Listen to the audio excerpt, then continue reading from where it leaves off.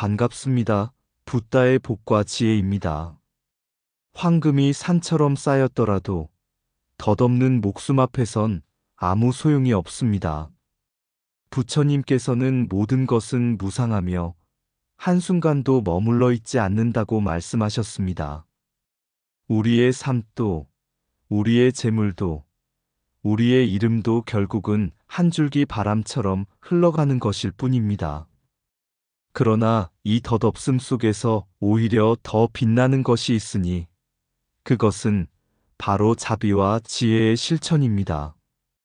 이 영상은 국청사의 전설적인 인물, 습득이라는 이름 아래 드러난 보살의 자취를 통해 세속의 눈으로는 미처 알아보지 못했던 참된 수행과 깨달음의 의미를 함께 되새겨 보고자 합니다. 덧없고 허망한 것에 기대지 않고 오직 마음의 청정함을 지키는 삶, 그 길을 따라 걷는 이들이야말로 부처님의 참 제자가 아닐까요? 지금부터 그 놀라운 이야기를 함께 나누어 보겠습니다. 황금이 산처럼 쌓였더라도 덧없는 목숨은 살 길이 없나니 이 말 속에 담긴 진리를 향해 함께 걸어가 보시지요. 자, 그럼 황금이 산처럼 쌓였더라도 덧없는 목숨은 살 길이 없나니 그 여정을 함께 해볼까요? 황금산 위의 왕. 옛날 어느 나라에 황금으로 된 산을 소유한 왕이 있었습니다. 그 왕은 오랜 세월 전쟁과 정복으로 나라를 넓혔고 수많은 금은 보화를 궁전에 쌓아두었습니다. 백성들은 그를 황금산의 왕이라 불렀고 왕 또한 그 호칭을 무척 자랑스럽게 여겼습니다. 그러던 어느 날 왕은 깊은 병에 걸렸습니다. 나라 안의 모든 의원이 동원되었지만 병은 차도를 보이지 않았고 왕은 마침내 공포에 휩싸였습니다. 왕은 부처님께 사자를 보내 이렇게 전했습니다. 세상에서 가장 큰 황금을 부처님께 바치오니 제 목숨만 살려주십시오. 부처님께서는 조용히 미소 지으시며 이렇게 말씀하셨습니다. 그대의 목숨은 황금으로 살 수 있는 것이 아니며 생사는 스스로의 업에 달려 있느니라. 황금이 산처럼 쌓였더라도 무상한 생명은 한순간에 꺼질 수 있다. 삶의 길은 바깥에 있지 않고 참된 법을 따르는 데에 있다. 이 말을 들은 왕은 크게 놀랐습니다. 그제야 그는 자신이 가진 모든 것이 생명을, 평안을, 지혜를 살 수 없다는 것을 깨달았습니다. 왕은 병든 몸을 이끌고 스스로 황금산을 버리고 출가하여 수행자의 길로 나아갔습니다. 마침내 그는 욕망의 불꽃을 끄고 마음의 평화를 얻어 생의 마지막을 고요히 맞이할 수 있었습니다. 이 일화는 무상의 진리, 탐욕의 헛됨, 그리고 깨달음으로 가는 길은 바깥이 아닌 자신의 마음 안에 있다는 부처님의 가르침을 반영합니다. 황금이 산처럼 많다 해도 죽음 앞에서는 아무런 힘이 없으며 오직 지혜와 자비, 수행의 공덕만이 우리를 참된 길로 인도합니다. 구슬 하나가 내게 있으나 오음 속에 묻혔다. 습득 스님은 설거지 찌꺼기들을 모아 한 산자에게 건넵니다. 한 산자가 묻습니다. 이게 다 무엇이오? 습득 스님은 맑은 눈으로 웃으며 말합니다. 구슬 하나가 내게 있으나 오음 속에 묻혔네. 구슬이란 우리 모두가 본래 지니고 있는 불성을 뜻합니다. 누구나 마음 깊은 곳에 티 없이 맑은 지혜의 구슬을 지니고 있습니다. 그러나 5가지 덩어리 색, 수, 상, 행, 식, 곧 오음의 혼탁함 속에 파묻혀 우리는 그 구슬이 있는지도 모르고 살아갑니다. 습득 스님이 모은 찌꺼기는 우리 삶의 번뇌와 망상, 지나간 집착의 상징이기도 합니다. 그 찌꺼기 속에도 깨달음의 빛은 숨쉬고 있습니다. 스님은 거기서도 진리를 보았고 자비로움으로 나누려 했습니다. 마치 보물이 진흙 속에 묻혀 빛을 잃었을지라도 꺼내어 닦으면 다시 빛나리라. 중생도 그러하니 마음의 구슬을 망상에서 꺼내 닦아야 하느니라. 유마경 중에서 우리는 누구나 구슬 하나를 품고 살아갑니다. 다만 그것이 욕망과 집착의 찌꺼기 속에 묻혀 있는 줄도 모를 뿐입니다. 그 구슬을 찾는 길, 그것이 곧 수행이며 부처님의 가르침입니다. 진흙에 묻힌 보물도 본래의 빛을 잃지 않듯 중생 또한 본래 부처다. 오음은 거품이요 그림자와 같으니 그 속에 참된 나는 없다. 마음속 구슬은 늘 거기 있으나 우리는 바깥 구경에만 눈이 멀었다. 찻잔에 남은 마지막 물방울에도 하늘이 비친다. 진리는 사소한 데 있다. 깨달음은 특별한 것이 아니라 일상 속의 평범함에서 피어난다. 덧없는 것에 기대지 말라. 불성은 언제나 당신 안에 있다. 색은 변하고 감정은 흔들리지만 구슬은 침묵 속에 빛난다. 오음을 끊는 것이 아니라 그 너머를 보는 것이 수행이다. 허공이 그릇이 되어 구름을 담듯 무심한 자리에 진리가 머문다. 지혜는 버리는 데서 생기고 자비는 내려놓음에서 피어난다. 향 하나를 피우는 순간에도 부처는 그 속에 깃들 수 있다. 구슬을 찾으려 들지 마라. 찾는 순간 그것은 멀어진다. 새 속의 찌꺼기 속에도 진리는 숨쉬고 있다.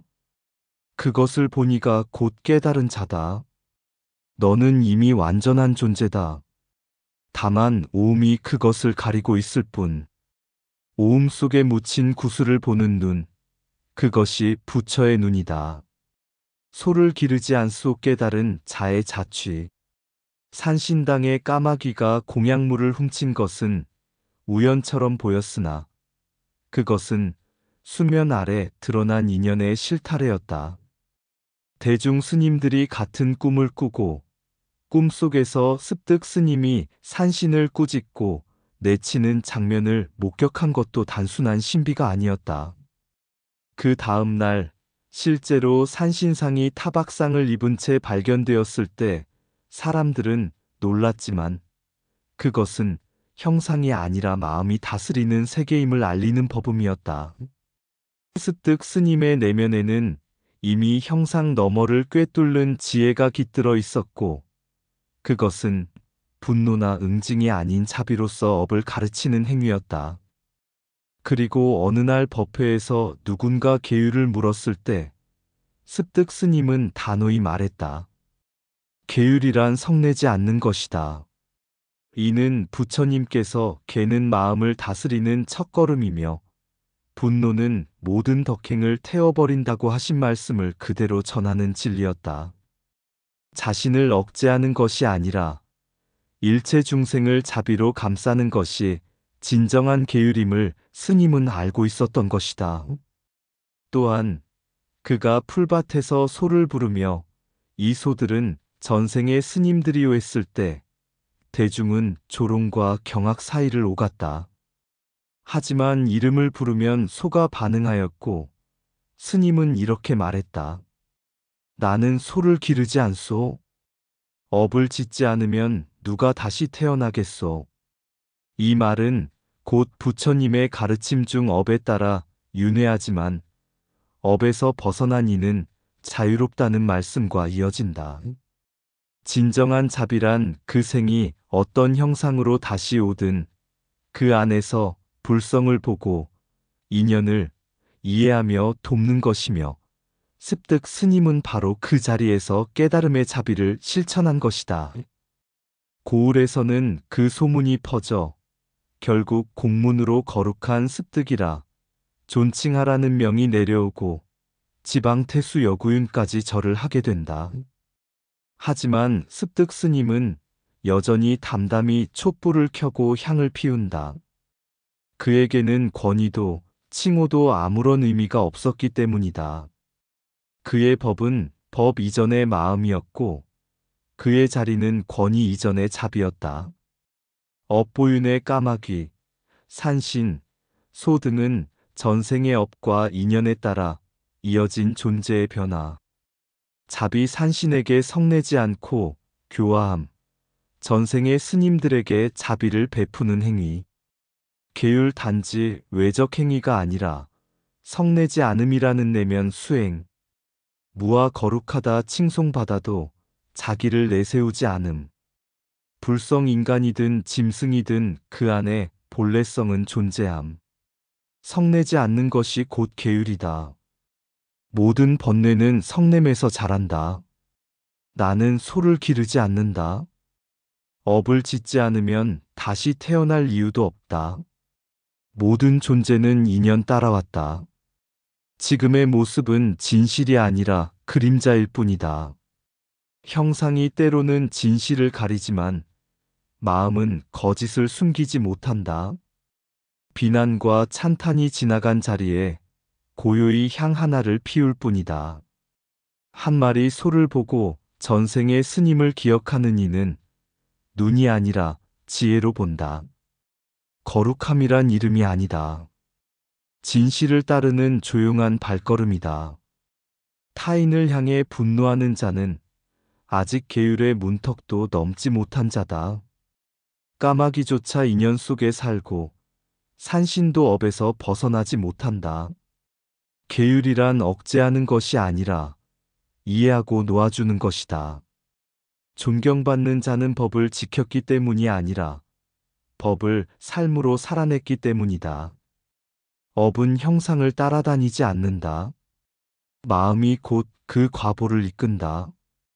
부처를 믿는 자는 기이한 것을 좇지 않고 자비와 인내를 닦는다.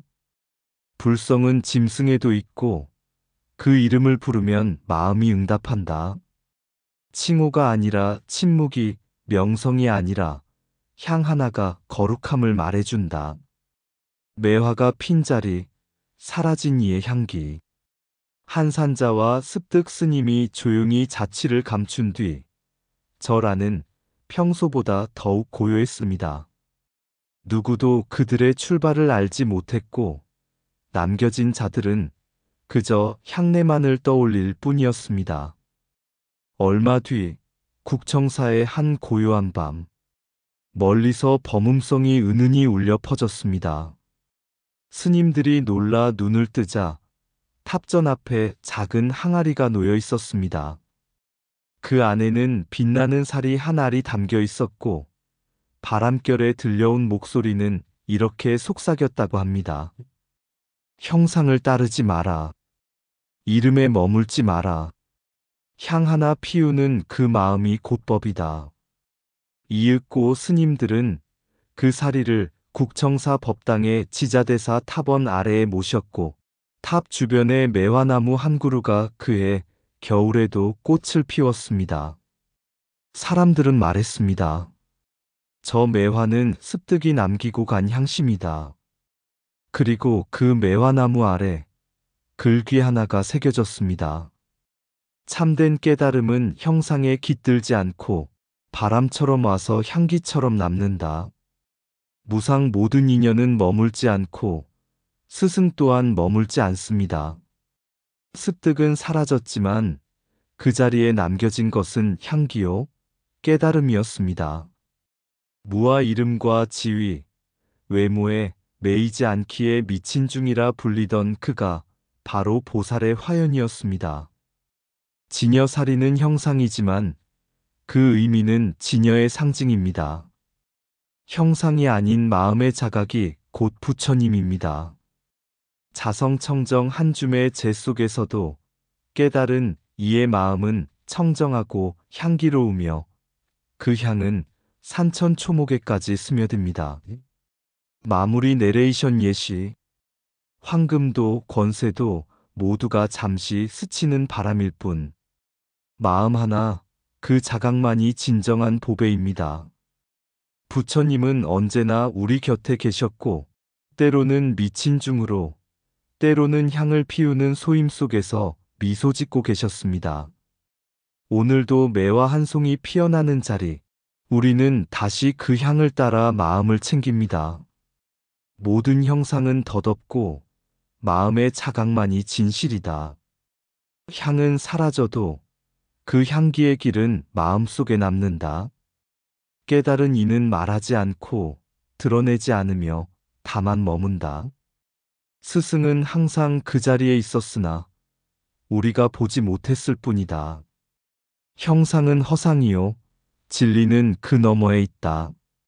지혜는 소리를 내지 않고 연민은 모양을 취하지 않는다. 무엇이든 내려놓을 수 있을 때 참된 길이 열린다. 매화는 겨울에도 피고 법은 침묵 속에 전해진다. 참된 보배는 황금이 아니라 청정한 한 생각이다. 자신을 이기면 세상의 그 무엇도 대적할 수 없다. 무명의 어둠 속에서도 살이는 빛난다. 하찮은 자리에 있는 이도 부처님의 뜻을 담을 수 있다. 걸음은 보이지 않지만 향기는 길을 남긴다. 눈에 보이는 것은 사라지나 진리는 소멸하지 않는다. 떠나는 자는 아무 말이 없지만 그 자리에 남은 것은 법이다. 산에는 산이요, 물에는 물이로다. 그러나 그것은 보이던 자의 눈이 바뀌었을 뿐이다. 습득 스님은 어느 날 조용히 사라졌습니다. 그가 남긴 것은 말이 아니라 행위였고 그의 발자국이 남긴 것은 향이 아니라 진리였습니다. 그는 부귀를 구하지 않았고 이름을 드러내지 않았으며 스스로 미친 자로 남기를 택했습니다. 그러나 그 마음 깊은 곳, 분별 없는 자비와 성냄 없는 계율, 그리고 한없는 지혜는 이미 부처님께서 말씀하신 참된 수행자의 모습이었습니다. 우리가 바라보는 미련하고 하찮은 것 속에도 부처님의 자비와 깨달음은 숨어 있습니다. 세상의 눈은 미쳐보지 못하지만 청정한 마음의 눈은 그것을 압니다. 이제 우리에게 묻습니다. 당신의 마음에는 지금 어떤 소가 살고 있습니까? 그 소는 성을 내고 있습니까? 집착하고 있습니까? 아니면 이미 해탈을 향해 걷고 있습니까? 깨달음은 먼데 있지 않다. 미친 자라 여긴 이도, 어리석다 여긴 말도, 그 속에 이미 법이 살아있었다. 부처님의 길은 보이지 않는 곳에, 이름 없는 사람 속에, 마음속 깊은 조용한 자각 속에 머뭅니다. 그 길 위에 오늘도 또 한 걸음, 우리는 향을 피우며 걸어갑니다. 마음의 보배, 산더미처럼 쌓인 황금도 바람 한 줌에 사라지리니 권세란 먼 안개와 같아 손에 쥐려 해도 잡히지 않네. 촛불 앞 향연처럼 일렁이는 마음의 그림자, 그 안에 숨은 진리의 빛, 눈 닫은 자만 보지 못하리라. 미친 바보라 불리워도 그대는 이미 깨달음 속에 모든 존재는 본래 한 몸, 꽃과 바람과 별빛과 같으니 성내지 않는 소의 마음, 무상의 길 따라 건노라면 이름 없는 자의 작은 발자국이 법의 바다에 잔잔한 물결 되리. 잠시 머문 이 세상, 허망함을 알 때 비로소 진정한 보배가 빛나니 그것은 바로 마음의 청정함이라. 이상 붓다의 복과 지혜였습니다. 오늘도 복지 구족한 날 되세요. 구독과 좋아요는 붓다의 복과 지혜를 밝히는 큰 자비의 등불이 됩니다.